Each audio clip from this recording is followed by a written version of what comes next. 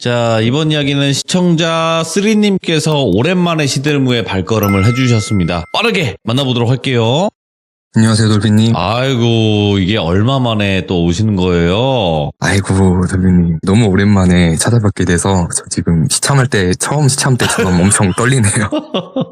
아예 떨리실 필요 없습니다. 네, 워낙 말씀 잘하시는 분이고 또 이렇게 발걸음 해주신 것만으로도 감사합니다. 아, 오늘 정말 감회가 새롭습니다. 제가 아이고. 또 18개월 전에 첫 시참을 했던 것 같은데 예. 100만이라는 역사적인 순간을 함께 하게 돼서 영광입니다, 돌비님. 정말 너무 덕분입니다. 축하드립니다. 네, 덕분이고 너무너무 감사드리고 앞으로도 많은 응원 부탁드리도록 하겠습니다. 그리고 또 쓰리님도 화이팅입니다. 네, 감사합니다, 돌비님. 네, 너무 감사드리고요. 자, 일단은 오늘 해주실 이야기가 살짝 기묘한 이야기가 될 것 같기도 해요. 예, 오늘은 공포보단 미스터리에 조금 더 가까운 이야기를 준비해봤어요. 예, 듣기 힘들 것 같은데 자, 그러면 도대체 어떤 이야기일지 같이 한번 확인을 해보도록 하겠습니다. 렛츠고! 길이십니다. 3예요.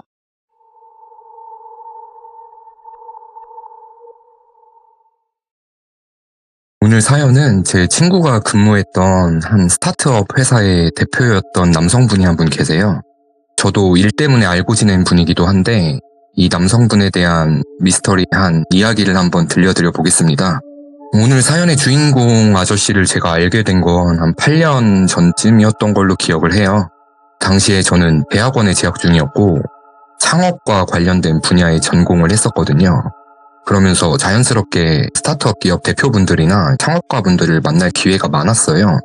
요즘에는 국가에서 각 부처별로 선정이 되면 사업비도 지원을 해주는 그런 창업 지원 사업들이 많이 있는데 대신 그만큼 경쟁률도 매우 센 편이거든요. 그런데 한 8년, 9년 전까지만 해도 그때는 이런 지원을 해주는 시스템들이 정부 정책으로 이제 막 생겨나던 초창기의 시기였어요. 그러다 보니까 경쟁률도 낮은 편이었고 완성도나 전문성이 뛰어나지 않아도 웬만하면 합격의 문턱을 넘기가 수월했었던 시기이긴 했었거든요. 그때 당시에 스타트업 분야에 종사하는 사람들 사이에서는 오늘 주인공인 이 아저씨가 나름 유명 인사였는데 이분 별명이 팔도 사나이였어요. 왜냐면 이분이 항상 평가장에 들고 나타나는 아이템들이 조금 헛웃음이 나오는 경쟁력을 논하기도 애매한 그런 아이템들만 들고 와서 나왔다 하면 계속 떨어지는 거예요. 그런데도 정말 전국 8도를 다 돌아다니면서 제주도까지 지원 사업들이 있는 곳이라면 한 곳도 안 빠지고 전부 다 참가해서 전부 다 떨어지는 그런 유명 인사셨거든요. 이분 아이템들이 얼마나 신박했냐면 제가 들은 것들 중에 딱 한 가지 아이템만 말씀드려 볼게요. 강아지 목줄이에요. 위험 상황을 사전에 방지해주는 안전 목줄인데 위험한 일이 생길 것 같을 때 버튼을 누르면 강아지한테 전기 충격을 가해서 꼼짝 못하게 만들어서 위험을 사전에 방지하는 이게 어떻게 보면 테이저건 같은 거죠. 이런 아이템으로 정부 지원 사업에 지원을 한다든지 대충 감이 오시죠? 창업을 하면 안 되는 감각을 갖고 계신 분이신 거죠. 그때 당시에 어느 현장에서 저도 그 대학원 교수님 보조를 하면서 전설로만 전해 내려오던 이분을 처음 대면하게 됐었는데 그때는 평범한 외모에 그냥 중년을 향해 가는 그런 아저씨였던 걸로 기억을 해요. 옷차림도 그냥 단색 셔츠에 면바지 구두 같은 딱히 인상적인 외모는 아니었는데 하나 기억이 나는 건 어릴 때 다쳤던 건지 한쪽 눈썹에 꿰맨 것 같은 흉터 자국이 있어서 그 부분만 눈썹이 자라질 않아서 첫인상에 눈썹이 눈에 확 들어오는 그런 분이셨거든요. 저는 이분을 그 8년 전 행사 때 한번 봤던 기억밖에 없었어요. 그런데 어떤 계기가 있어서 작년 한 늦여름쯤에 이분이랑 술자리를 한번 갖게 됐었거든요. 제 친구가 부탁을 해서 제 친구를 A라고 할게요. 저희 A의 부탁으로 이 아저씨를 친구랑 셋이 함께 만났었는데 왜 만나게 됐던 건지는 오늘 사연 뒤쪽에 시간 순차적으로 한번 말씀을 드려볼게요. 일단은 이분을 거의 8년 만에 본 거잖아요. 제대로 대화를 나눠본 것도 이때가 처음이었고 그런데 제 기억 속의 이미지랑은 완전히 다른 사람인 거예요. 아, 내가 그때 다른 사람을 이분으로 착각을 했었나 싶을 정도로 이미지가 180도 완전히 바뀌어 있더라고요. 시간이 꽤 흘렀으니까 이분은 작년이었으면 한 40대 중반쯤 되셨을 텐데 예전 그때보다 훨씬 젊어지신 거예요. 외모는 30대 초반처럼 보였고 헤어스타일도 2대8 포마드 스타일에 코스염, 턱수염도 되게 멋있게 다듬었고 여름이니까 반팔을 입었는데 한쪽 팔이 전부 그냥 없던 타투로 꽉 차 있는 거예요. 뭐 칼 모양 타투에 뭐 일본 도깨비에 엄청 다양하더라고요. 여기까지만 들으시면 자연스레 떠오르는 어떤 외적인 이미지가 상상이 되시잖아요. 그렇죠. 예. 예, 그런데 여러분께서 상상하신 뭐 바보샵 사장님들 같은 이미지가 아니라 이분이 뭔지는 저도 모르겠어요. 뭐 개량 한복인지 아니면 검도복인지 일상복으로는 조금 과한, 같이 다니기 좀 민망스러울 정도의 도포 같은 걸 입고 나오신 거예요. 용산에서 만났는데 한마디로 표현하자면 제 기준에서는 되게 멋있긴 한데 21세기 보통 현대인들의 모습은 아니었던 거죠. 그래서 제 친구 A한테 물어봤죠. 야, 이 사람 원래 이렇게 입고 다니냐고. 그랬더니 자기가 거의 뭐 한 7, 8개월 가까이 매일 보는데 매일 이 복장을 하고 일상생활을 한다는 거예요. 네. 그래서 이때부터 이분 느낌이 좀 이상했었는데 지금부터는 오늘 사연의 시기를 이 술자리에서 만났던 때에서 다시 과거 시점으로 돌아가서 시간순으로 말씀을 드려볼게요. 그래서 이분께서 계속 반복해서 그 평가에 탈락만 하면서 팔도 유랑 생활을 전국을 떠돌다가 한 1, 2년 동안은 전국에 있는 지원 사업 그 어디에서도 코빼기도 안 보였다고 해요. 그래서 다들 이분이 이제 포기를 하고 다른 어디 취직을 하셨나 보다 생각하고 넘겼는데 몇 년 후에 다시 어느 발표장에 모습을 나타낸 거죠. 절치부심하신 건지 딱 그 지원 분야에 아주 적합한 어떤 플랫폼 서비스 사업을 구상해서 드디어 지원 사업에 선정이 됐었어요. 저도 담당자들한테 들어서 알게 된 건데 이분이 선정됐던 아이템이 귀족님들도 아실 텐데 그 웰니스라고 해서 그 정신적인 건강을 유지하도록 뭐 스트레스 관리나 긍정적 사고를 도와주는 뭐 그런 심리 상담 서비스를 제공하는 플랫폼으로 지원 사업에 선정이 됐던 거죠. 근데 이때부터 이분이 하는 사업의 성장 속도가 비약적으로 빠르게 성장을 했다는 거예요. 3년 미만 보통 개인 기업들이 억대의 연매출을 기록하기가 쉽지가 않은데 이분의 기업 같은 경우는 뭐 성과 지표를 초과로 달성할 정도로 되게 우수 기업으로 성장을 하는 거죠. 그러다 보니까 뭐 그 다음 해에도 다른 부처 사업에 또 선정이 됐고 이런 식으로 3년차 마지막 단계까지도 선정이 됐고 3년 연속으로 지원 사업에 선정이 되는 그 진기록을 달성을 한 거죠, 이분께서. 그래서 주위에 수군대는 소문들이 좀 많았어요. 왜냐면 역량이 부족하다고 느꼈던 사람이 갑자기 사업이 잘 되고 뭐 외모나 완전히 다른 사람처럼 180도 바뀌다 보니까 뭐 어떤 말들이 돌았었냐면 무슨 영혼을 팔았다. 뭐 아니면 명의만 빌려주고 배후에는 실제 대표가 따로 있을 거다. 아니면 뭐 코인 투자가 대박이 나서 뭐 갑자기 큰 돈을 벌었다더라. 뭐 이런 근거 없는 낭설들이 주변 사람들 사이에서 막 돌게 된 거죠. 그런데 이렇게 겉보기에는 승승장구를 하고 있는 것처럼 보였지만 이 지원 사업을 담당하는 담당자들은 이 아저씨 때문에 당시에 엄청 골머리를 썩었다는 거예요. 그래서 매달 그 상급 기관에 업무 보고를 해야 되는데 이분이 한 2달, 3달씩 아예 잠적을 해버리는 거예요. 제가 알기로만 3년 동안 매년 동일한 시기에 한 2-3달씩 뭐 세상에서 아예 사라진 것처럼 그 어떤 채널을 통해서도 이 아저씨랑 전혀 연락이 안 됐다는 거죠. 그러다 보니까 이 실무를 담당하는 담당자 입장에서는 협약을 해지할 수도 없고 업무도 마비되고 이 사람 한 명 때문에 아주 곤욕을 치렀던 거예요. 그래서 담당자들 사이에 이분이 블랙리스트로 소문이 쫙 퍼졌어요. 그러면서 이분이 하시던 사업이 한 3년 차에 접어들었을 때 보통 3년 이상 기업을 중기 기업으로 이제 치다 보니까 뭐 초기에서 중기 기업으로 도약을 준비하려고 뭐 한두 명밖에 안 됐지만 기존 직원들을 싹 물갈이를 하고 조금 더 전문 인력들을 스카웃하려고 이분이 여기저기 알아보던 시기였어요. 이때 제 친구가 이 아저씨의 레이더망에 들어왔던 거죠. 제 친구 A가 컴공 출신 엔지니어인데 이 친구도 예전에 이 아저씨처럼 전국 8도를 누비던 예비 창업자였어요.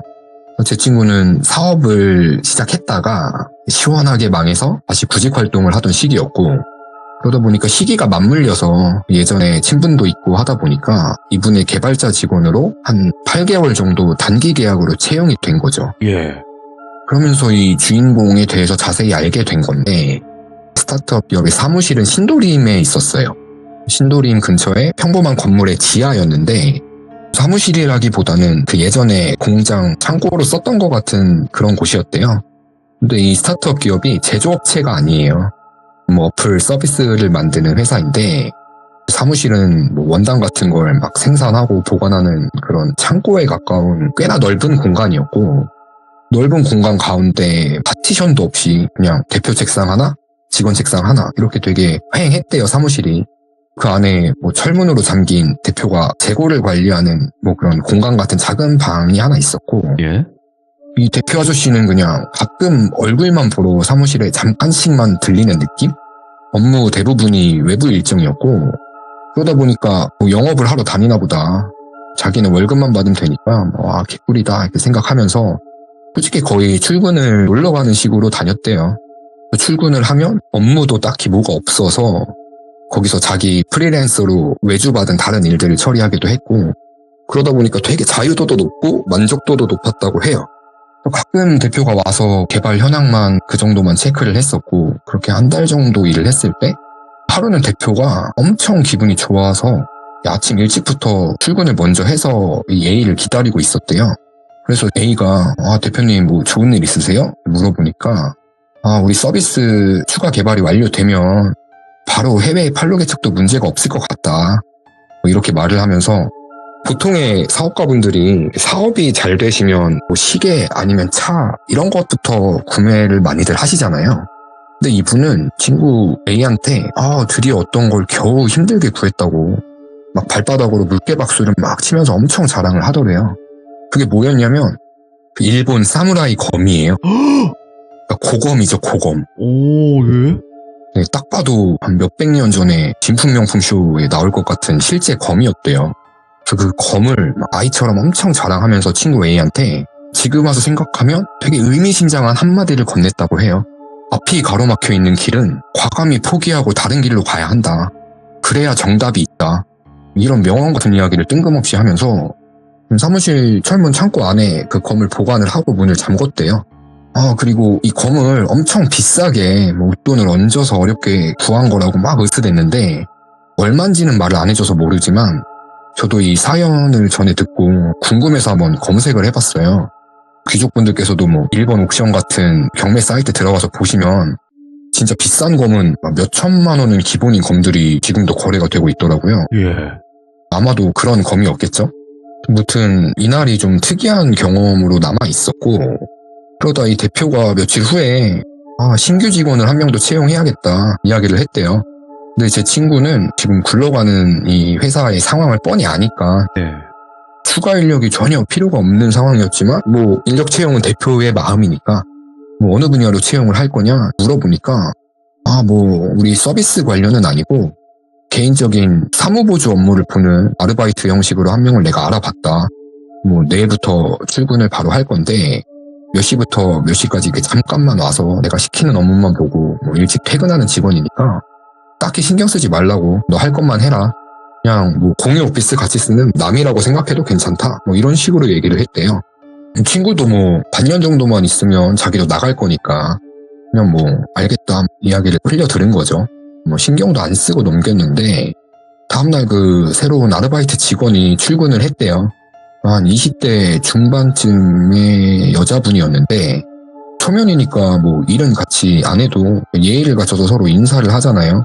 친구가 먼저 안녕하세요 이렇게 얘기를 하니까 그 여자분도 안녕하세요 막 이런 식으로 대답을 하는데 묘하게 발음이 이상했대요. 보니까 일본인을 알바로 채용을 한 거예요. 지내면서 알게 된 게 뭐 이 일본분은 한국에 유학을 왔던 학생도 아니고 한국에 왜 왔는지는 모르겠는데 한국말도 거의 못하고 뭐 잘 알아듣지도 못했대요. 좀 의아하잖아요. 소통도 잘 안 되는 외국인을 알바로 뽑은 거니까. 그런데 대표 말을 들어보니까 뭐 앞으로 일본 시장으로 해외 판로 개척이 될 것 같아서 뽑은 거다. 뭐 일리가 있는 말이라 그냥 그런가 보다 하고 말도 안 통하는 일본 여자랑 불편하게 한 장소에 앉아서 각자 할 일만 따로따로 업무를 봤대요.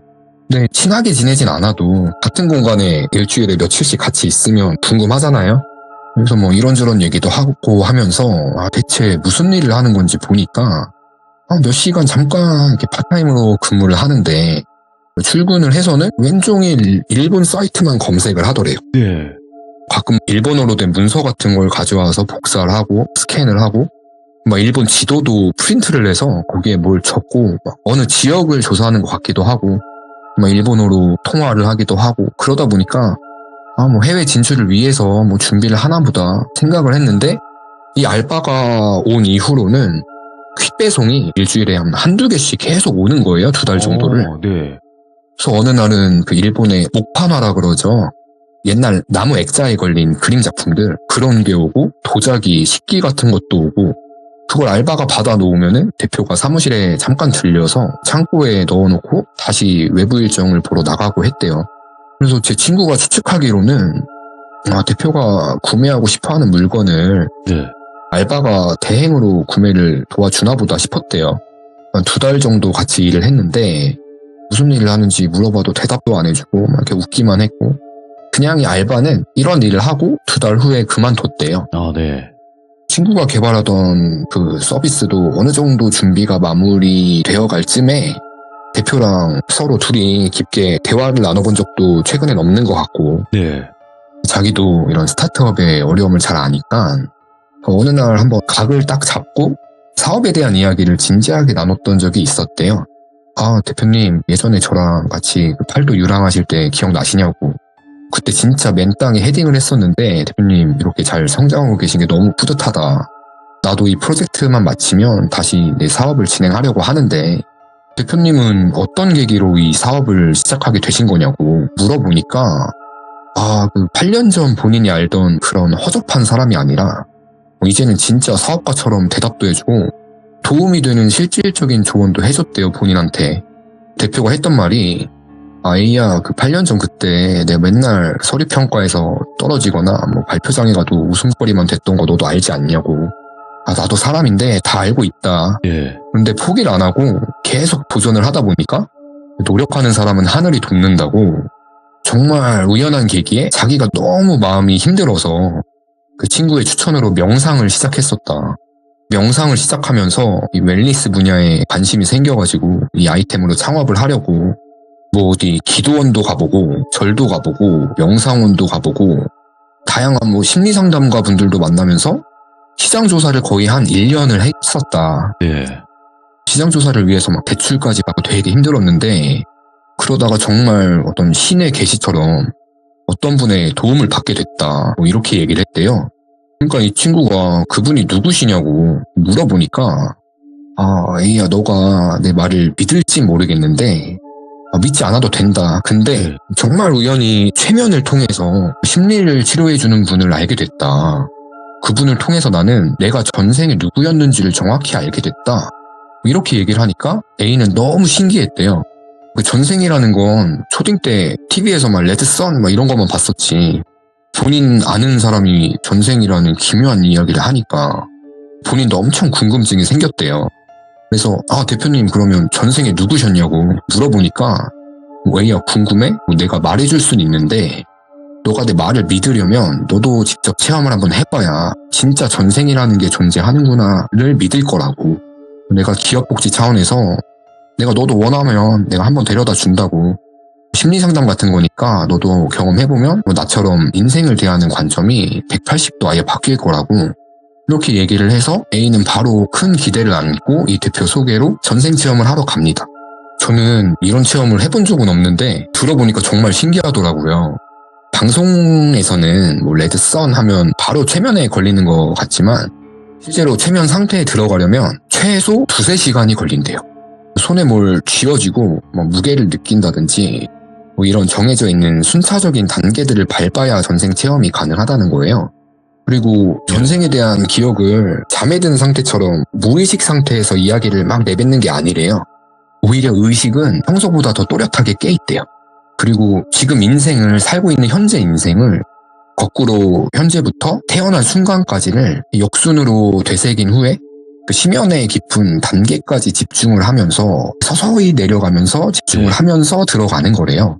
그러다 보면은 전생에 어느 내가 보고 싶은 특정 시점에까지 도달하게 된대요. 거기에 도달하면 원하는 장면을 이렇게 줌인, 줌아웃 막 당겼다가 풀었다가 이렇게 3인칭 시점으로 본인이 본인의 전생 모습까지 볼 수가 있다는 거예요. 되게 신기하죠.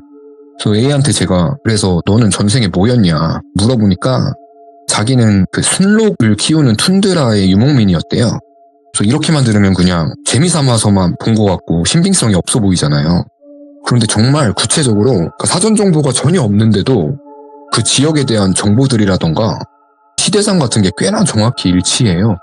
그래서 봤던 장면들도 되게 꽤나 구체적이더라고요. 그리고 저도 뭔가가 세상에 있긴 있구나 이렇게 믿을 수밖에 없는 게 이 대표 아저씨의 전생 이야기를 들으면 되게 미스터리하더라고요. 그러니까 A가 이 아저씨한테 다녀와서 대표님 그 전생에 대해서 말씀을 좀 해달라 궁금해하니까 이분이 해주신 이야기가 본인은 전생에 그 19세기 메이지 유신 때 일본의 규슈 지방 사무라이였대요.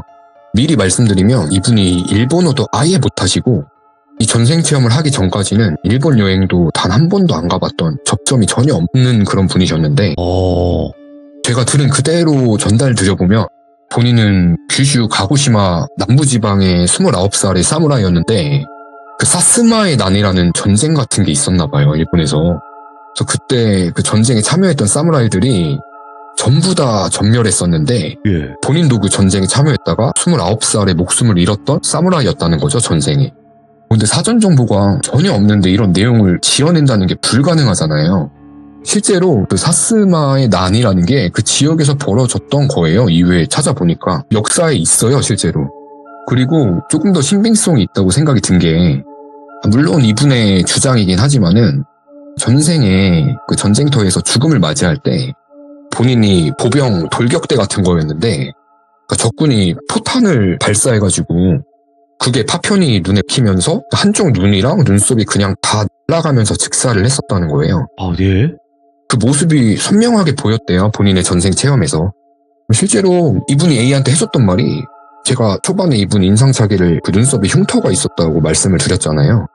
본인은 눈썹을 다친 기억이 없대요. 태어났을 때부터 선천적으로 여기만 눈썹이 아무리 자라도 흉터처럼 털이 안 난다고. 그리고 그쪽 눈이 사실 거의 안 보인다고. 그러니까 그 부동시가 어렸을 때부터 유난히 심했다고.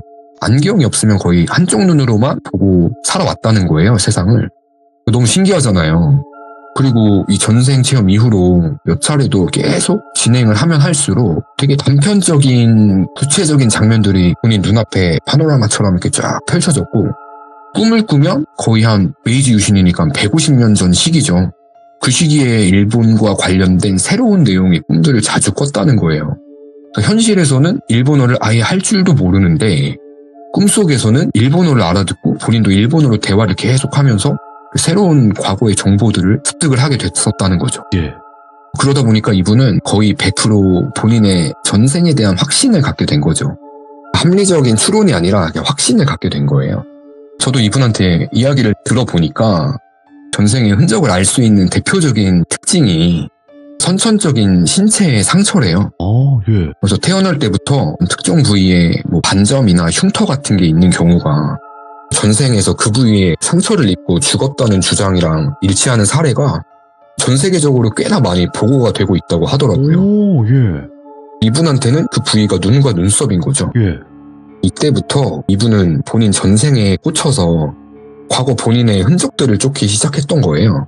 그래서 뭐 사무라이 검이랑 뭐 일본에 있는 그 앤틱한 가구들, 직기들, 목판화 이런 걸 수천만 원씩 지불해서라도 구매를 했었던 거예요. 이 전생 체험 때문에. 그래서 알바로 썼던 그 일본 여자도 현지 매물들을 쉽게 구하려고 2달 동안 고용을 했던 거고 이때부터는 대표가 본격적으로 한 2, 3주에 한 번씩 일본을 또 직접 왔다 갔다 하기도 하고 거의 집착 수준의 단계에 이르게 된 거죠. 제가 작년에 용산에서 이분이랑 제 친구 A랑 만났었다고 했잖아요. 제가 이분을 왜 만나게 됐던 거냐면 만나기 전에 이분의 전생에 관련된 이야기를 저도 A를 통해서 다 전해 들었어요, 이미. 그러다 보니까 흥미가 생겨서 저도 순순히 만남에 응했던 건데 이분 역시 저한테 호기심을 갖고 있어서 먼저 만나자고 제안이 왔던 거였거든요. 그래서 뭐 어떤 거였냐면 A가 전생 체험을 한 이후에 이 대표랑 무슨 이야기를 나누다가 대표가 A한테 A야 너는 생애 첫 기억이 언제냐? 이렇게 물어봤대요. 그러니까 A가 좀 고민하다가 저는 한 5살 때쯤 그 어린이집 장면이 첫 기억인 것 같다. 예. 대답을 하면서 갑자기 제 생각이 난 거예요, A가. 당시에 A가 저한테 나 툰드라 유목민이었다고 장난식으로 얘기를 하면서 저희 둘이 이런 기억과 관련된 이야기를 막 했던 적이 있었거든요. 저는 제 생애 첫 기억이 또렷하게 있어요, 그 장면이. 오. 언제냐면 신생아 때. 예.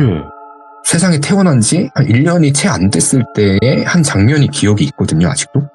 돌비님께서 오늘 튼튼히 안고 우쭈쭈 하셨던 것처럼 예. 저희 부모님이 저를 안고 이렇게 우쭈쭈 하는데 예. 제가 당시 속으로 지금 뭐 하고 있는 거지? 신생아인데 이런 생각을 하면서 그때 당시에 부모님들이 했던 말들을 다 이해했던 기억이 선명하게 있어요. 그러니까 이게 왜곡된 게 아니라 진짜 그 기억이 실제였다는 걸 제가 나중에 커서 증명을 했었어요. 부모님한테 그때 어떤 대화 나누지 않았었냐고. 근데 그게 맞는 거예요. 이야, 예. 되게 신기한 경험이니까 부모님들도 놀라셨었죠, 그때는. 저도 이런 경험이 있다 보니까 분명 이 세상에 무언가가 있다. 나는 전생에 죽자마자 아마도 환생을 되게 빠르게 한 게 아닌가 이런 생각을 하기도 했었고 어쨌든 이 이야기를 들었던 게 A가 생각이 나서 그 대표한테 제 친구 쓰리 혹시 기억하시냐고 걔가 신생아 때 기억을 진짜 갖고 있다 얘기를 하니까 이 대표가 저에 대한 호기심이 생겨서 셋이 같이 만나게 됐던 거죠. 이제부터는 오늘 사연의 후반부가 될 텐데 네. 다시 시점을 8년 만에 만났던 작년으로 한번 이동해보면 서먹한 사이인 남자들끼리 만나서 무슨 이야기를 나누겠어요. 이런 그냥 기묘한 이야기들을 주제로 술자리를 한 거죠. 그래서 제 생애 첫 기억에 대한 이런 이야기도 나누고 그 아저씨의 전생 이야기도 너무 신기하고 소름 돋게 들었었고 막 이런저런 이야기를 나눴어요. 그러면서 제가 이분한테 그러면 대표님은 전생의 기억을 갖고 지금 현생을 살아가는 게 어떤 느낌이시냐 예. 물어보니까 이분이 하신 말씀이 너무 분하고 억울해서 끌어오르는 감정을 주체할 수 없을 때가 많대요. 예. 솔직히 제가 예상했던 답변은 아닌 거예요. 의외의 답변을 너무나도 진지하게 결의에 찬 듯이 말씀을 하시니까 예. 속으로 좀 특이한 분이구나. 다시 만나지 말아야지 이렇게 생각을 했었죠. 그래서 오늘 사연의 결말을 말씀드려보자면 제가 작년에 이 사연을 바로 들려드리지 못했던 이유가 예. 사실 여기까지만 말씀드리기에는 좀 기묘하긴 해도 뭔가 저 스스로도 이 사연에서 공포를 느끼지 못했어서 개인적으로 네네네. 그래서 이 사연은 그냥 패스를 하고 다른 사연들로 시참을 했던 건데 예. 이건 제 이름을 걸고 200% 실화예요. 최근에 제 친구 A가 알게 된 사연이 있어요. 예.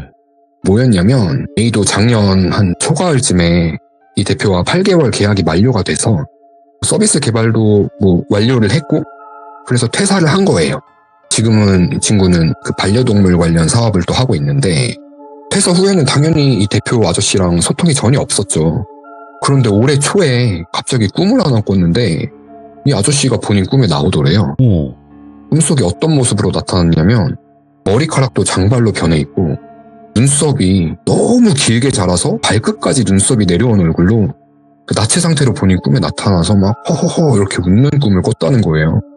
깨고 나서 꿈이 너무 임팩트가 강한 꿈이니까 막 꿈 해몽도 검색해보고 했는데 어떤 의미인지는 모르겠더래요.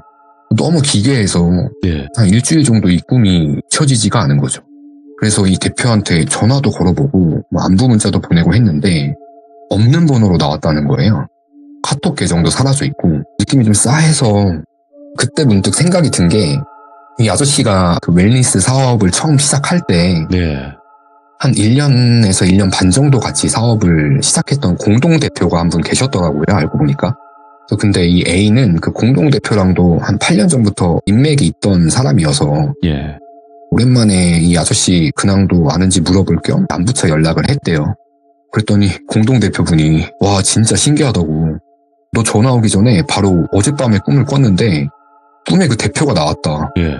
검은 도복 같은 걸 입고 내 꿈에 나와서 잘 있으라고 막 웃으면서 손을 흔들면서 사라졌는데 눈썹이 무슨 턱수염보다 길게 장발처럼 내려와 있길래 희한하다 생각을 했는데 너가 연락이 오니까 너무 신기하다 이러더래요. A는 자기 꿈 얘기를 하지도 않았는데 둘 다 며칠 사이로 대표 아저씨가 똑같이 꿈에 나타난 거예요. 눈썹이 길게 늘어진 상태로 너무 기이하니까 이분 신변에 혹시 뭔 일이 생겼나 보다 걱정이 돼서 A가 이 공동대표였던 분한테 이 아저씨에 대한 근황 얘기를 한 거죠. 예? 그때 처음 알게 된 게 있어요. 뭐냐면 이 아저씨가 그 지원 사업을 수행하면서 뭐 1년에 한 두세 달씩 매년 연락 두절 상태가 됐다고 했잖아요. 예. 그 작년 같은 경우도 제가 알아보니까 친구 A가 퇴사한 이후에 사업 마무리 시점에 2달 정도 또 아예 연락이 두절이 됐대요. 자세한 설명은 제가 못 드리지만 결론만 말씀드리면 이분이 매해마다 한 번씩 극단적인 선택을 시도했다는 거예요. 그래서 이 공동대표는 네. 사업 1년차 때 이 일 옆에서 직접 목격을 했는데 그 시도를 하고 나서 병원에서 난동을 피워서 자세한 절차는 모르는데 예. 그 의사가 담당이가 그 조현병 같은 걸로 의심을 하고 진단을 해가지고 정신병원인지 유치장인지 어디 그런 곳에 갇혀가지고 이분 가족 한 분이 겨우겨우 고생을 해서 데려오느라고 한 2달 넘게 잠수를 탔었다는 거예요. 그런데 이게 한 번이 아니라 이 공동대표가 아는 것만 매년 한 번씩 2년 동안 극단적 시도를 했는데 처음엔 몰랐어요. 시기가 미묘하게 겹치는 것 같아서 그 날짜들을 확인을 해보니까 2년 동안 같은 날만 그 시도를 반복을 한 거예요. 같은 날인 걸 처음에 왜 몰랐냐면 이 음력으로 날짜를 계산해보면 같은 월에 같은 일자가 일치한 거죠. 예. 그리고 작년 같은 경우는 이분이 마지막 행선지가 일본으로 건너간 게 확인이 되었고 한 번씩 시도를 하셨던 날짜를 양력으로 계산을 해보니까 이분이 일본으로 떠난 지 일주일 이후의 정도가 음력으로 계산하면은 그 날이 맞더라고요. 그런데 이분이 뭐 지금 일본에 건너가서 사시는 건지 뭐 아니면 꿈에 나타난 그 시점쯤에 어떻게 되신 건지는 저희도 알지는 못해요. 그렇지만 이분이 그런 시도들을 했던 그 날이 똑같은 날짜가 아마도 그분이 전생에 돌아가셨던 그 날짜와 같은 날이 아닐까 하는 저와 A와 그 공동 대표였던 분의 추론입니다. 그래서 정리를 해보자면 이분은 지금 현재의 삶이 잘못된 환생이라고 믿고 있던 거예요. 그래서 이분이 A한테 아까 그 가로막혀 있는 길은 과감히 포기하고 다른 길로 가야 된다. 그래야 정답이 있다 이렇게 말했었잖아요. 이분한테는 본인의 진짜 삶은 과거의 전생이 진짜였던 거고 지금은 미처 다 못다한 그 전생의 사무라이 때 사명을 다하기 위한 그 중간 단계로만 생각을 했었대요. 예. 그래서 그 죽음으로 전생을 완성하고 다시 태어나기를 원했던 거죠. 예.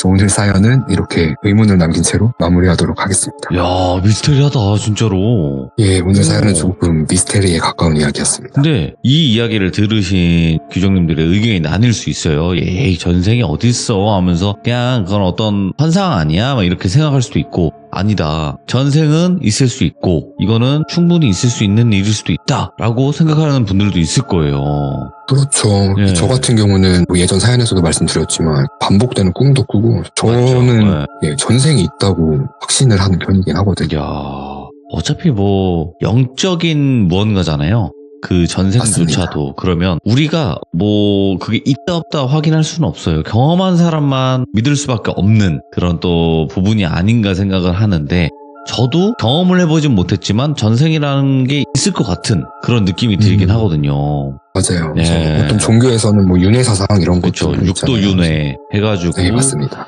이제 윤회를 계속한다 이런 느낌으로 많이 받아들이긴 하는데 그래서 진짜 그런 일을 겪으신 건지 아니면 뭐 어떤 다른 사람들의 의견처럼 환상인 건지 그건 모르죠. 하지만 뭔가 지금 쓰리님께서 들으신 내용과 이렇게 한번 접점을 한번 찾아보면 확실히 예. 그냥 하시는 말은 아닌 것 같다라는 생각도 들고요. 맞아요. 제가 이분이랑 이렇게 대면을 해서 한 네. 2-3시간 진솔한 이야기를 나누면서 들어봤을 때는 거의 현실이에요. 이분이 과거에 겪었던 본인의 경험을 이야기하시는 것처럼 저는 받아들였었거든요. 근데 진짜 우리 시청자분들도 아셔야 되는 게 쓰리님이 IQ가 굉장히 높으세요. 아시죠, 쓰리님? 깜짝이야. 본인은 아시잖아요. IQ 높은 편이잖아요. 일반 사람들보다 훨씬 더. 근데 IQ는 요즘에 아이고. 이렇게 다중지능이라고 해서 8가지 지능 중에 하나일 뿐입니다. 그래도 IQ가 굉장히 높으신 분이라서 저는 쓰리님이 괜히 이런 생각을 하신 건 아닌 것 같다라는 또 의견을 한번 드리고 싶어요. 오늘 쓰리님께서 이렇게 또 자리해 주셔서 감사드리고 또 이 잔잔한 목소리로 항상 꼭 찾아와 주시기 바라겠습니다. 네, 종종 찾아뵙겠습니다, 돌비님. 네, 고맙습니다. 감사합니다. 네. 제가 그 쓰리님 IQ를 아는데 한 150 정도 되실 거예요. 150 좀 넘으시나? 굉장히 IQ가 높으신 분이에요. IQ랑 뭔 상관이냐 뭐 그런 게 아니라 그냥 IQ가 높다고요. IQ가 높으셔서 이제 머리가 좋으신데 바라보는 시선 자체 아니면 듣는 해석 자체가 조금 다를 수 있지 않습니까? 네, 그 부분을 조금 더 어필을 해본 것 뿐이고요. 뭐 그건 상관이 없을 수 있어요. 하지만 전생이라는 거 믿는 사람도 있고 믿지 않는 사람도 있습니다. 하지만 저는 전생이 있을 수 있다라고 믿는 사람 중에 하나예요. 안 그러면 우리가 지금 시들모에서 듣는 이런 영적인 세계가 설명이 안 되는 부분도 없지 않아 있기 때문에 그 전생 때부터 이렇게 이어져 오는 그런 영적인 귀신 이야기 이런 것도 있기 때문에 저는 그런 부분도 있다고 조금은 생각을 하고 있습니다. 그래서 여러분들의 의견도 댓글로 남겨주시면 감사할 것 같습니다. 고맙습니다.